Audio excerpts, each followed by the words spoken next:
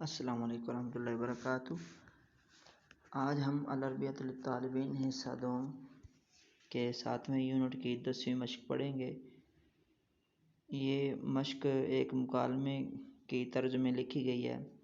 ایک بندہ کچھ سوالات کرتا ہے، اپنی خواہشات، اپنے جو بھی اس کا ہے معاملہ وہ شیئر کرتا ہے اور آگے دوسرا بندہ اس کا جواب دیتا ہے۔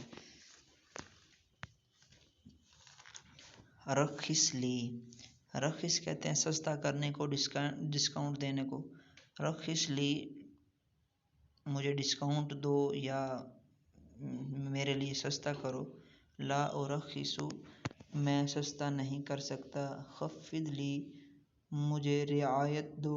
لا استطیع ان اخفض، میں اس رعایت کرنے کی طاقت نہیں رکھتا۔ خفض ہلکا کرنا، رعایت دینا، قیمت میں کمی کرنا، یہ ان معنی میں استعمال ہوتا ہے۔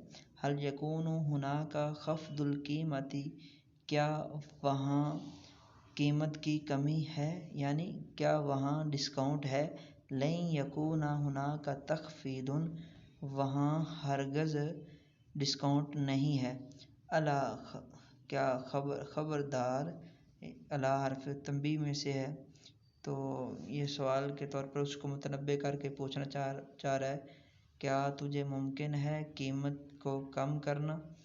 قیمت کو کم کرنا یعنی ڈسکاؤنٹ دینا تیرے لیے ممکن ہے۔ لا یمکننی تخفیض السعر، قیمت کو کم کرنا میرے لیے ممکن نہیں ہے۔ تدفع $200، تم $200 دو۔ میں، لا استطیع، میں طاقت نہیں رکھتا، ان ادفع $200 دینے کی۔ سعرہ، اس کی قیمت، غال، مہنگی ہے، فی ظنی، میرے گمان میں۔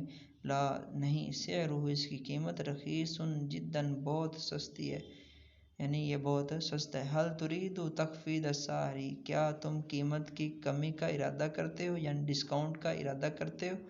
طبعا، جی ہاں۔